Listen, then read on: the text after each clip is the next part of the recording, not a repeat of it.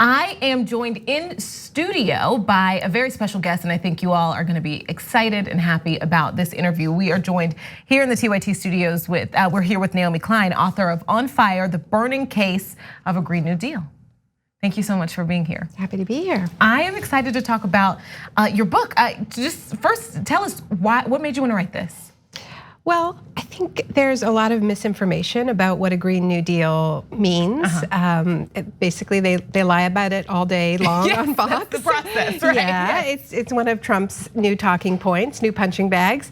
And the truth is that in a lot of the kind of liberal media, people are getting a little afraid of it and aren't really defending it.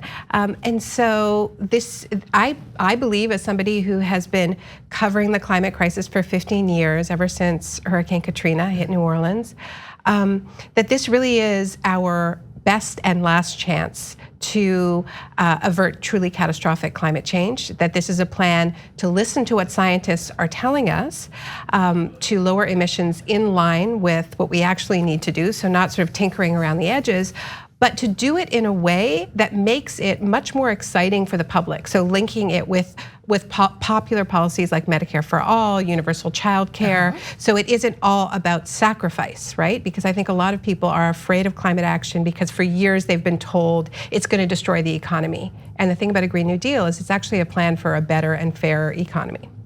And I want to make sure that I get it right. You've said the way we talk about the threat of climate change is too siloed from the other crises that we face. So how do we change that?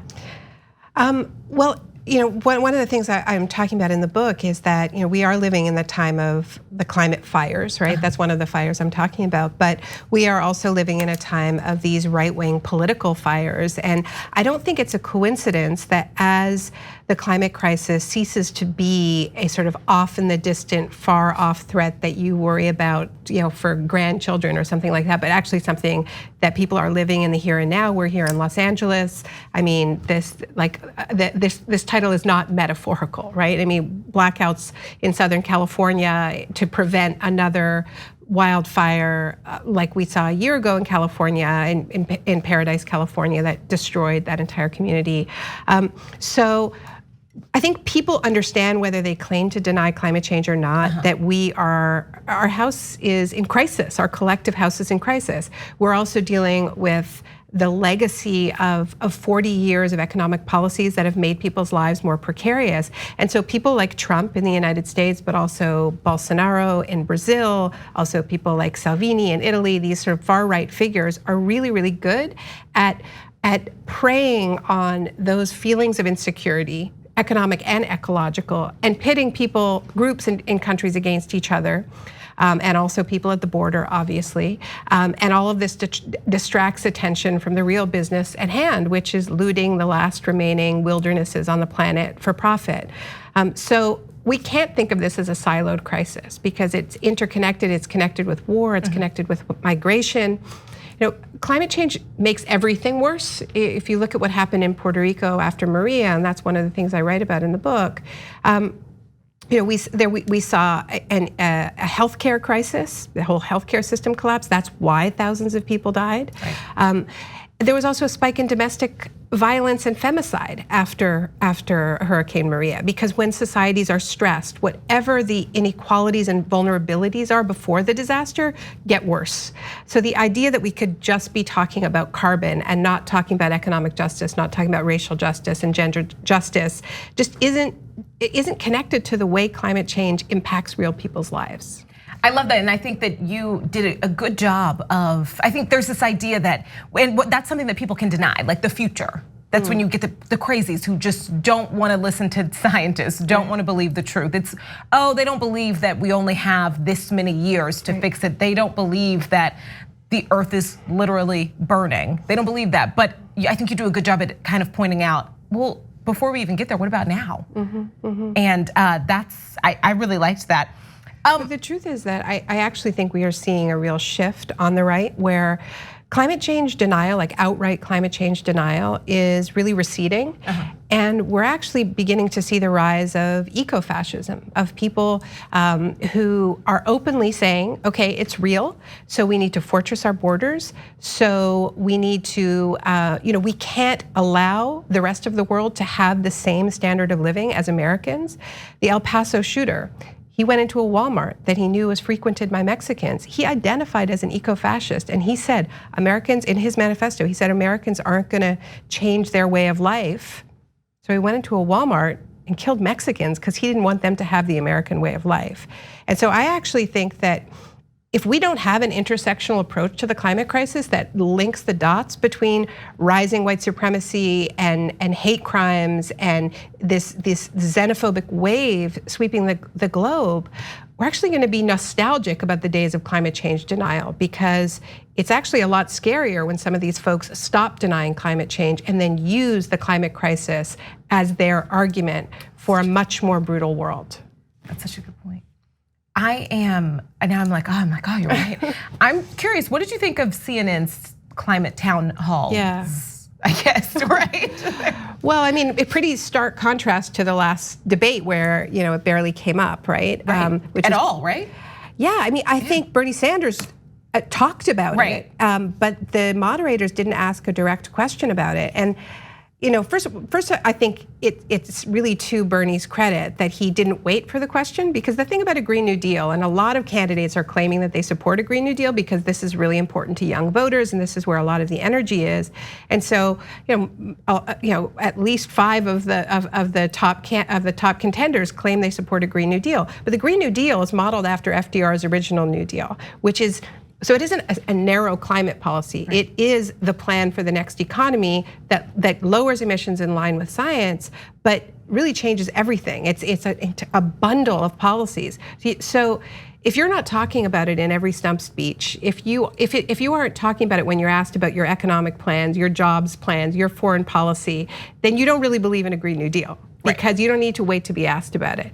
CNN's 7-hour marathon was pretty historic, that 7-hour climate debate, and it was the result of, I think, the pressure from groups like Sunrise, who've been demanding that the DNC hold a climate debate, and of course they were thwarted on that. But I think it was significant that CNN stepped in and had that platform.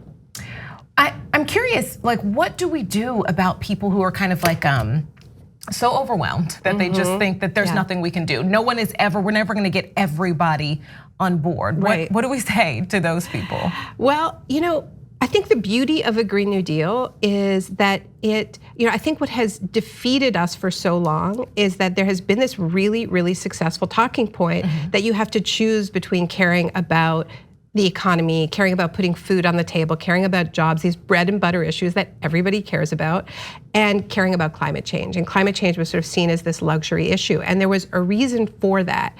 And that is that a lot of the policies that were put forward over the past decade and a half did actually make life more expensive for regular working people.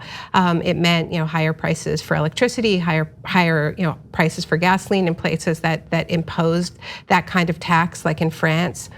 And so climate action has gotten a bad name, and it's just associated with sacrifice because the way in which we've approached it hasn't been fair. We haven't asked polluters to pay. Right now, Exxon is on trial because we now know that they knew decades ago that their business was fueling the destabilization of our planet, and they suppressed that research just like the tobacco companies did. So why isn't Exxon paying for this? Why isn't Shell paying for this? Why is it regular working people who've had to foot the bill? So I think if we have a fairer framework for how we're gonna deal with this, then I think we're gonna get a lot more people on board. If it is, as Bernie Sanders talks about, a plan to create 5 million jobs, if it is connected with policies that are gonna make life easier for people, like Medicare for all, and we can get that message out and connect the dots, I actually think that this becomes a lot more popular really quickly. I wanna talk about you just for a second, because I find you fascinating, and I wonder what made you, what do you think made you so passionate about climate activism, outside of, I guess, the obvious that it matters what happens to our planet, Yeah, I mean, to be honest with you, I've been writing books for 20 years. My first book came out 20 years ago. It was not about the environment. It was, it was about corporate power. It was called No Logo. the book after that I wrote was called The Shock Doctrine. Once again, it's a political history of how we ended up with this brutal economic system.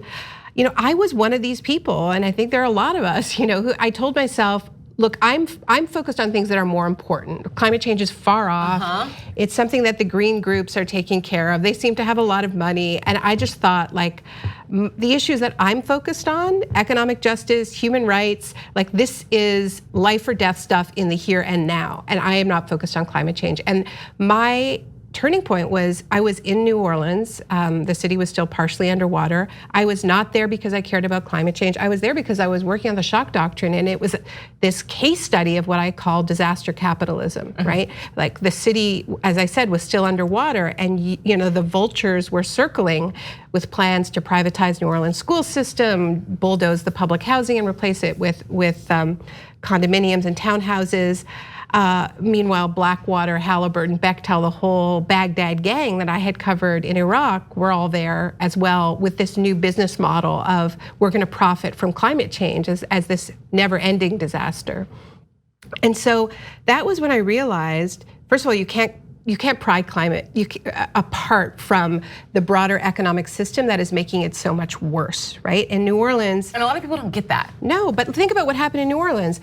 Those levees broke because of this ideology that has starved our public sphere now for decades. There were warning after warning, fix the levees, but like so much infrastructure in this country, especially the infrastructure that is supposed to serve or protect African-American communities, it was neglected and allowed to crumble. And so then heavy weather intersects with that weak and neglected infrastructure, and bang, you have one of the worst disasters in American history. So it is all connected. And I think it's only people who aren't actually out there in the field covering this or living it who can tell themselves that it's possible to pry these issues apart, right? Like, if you were in Puerto Rico after Maria and looking at why people were dying, you would never ask yourself, why is healthcare in a Green New Deal, right? Because people in Puerto Rico didn't die from falling debris.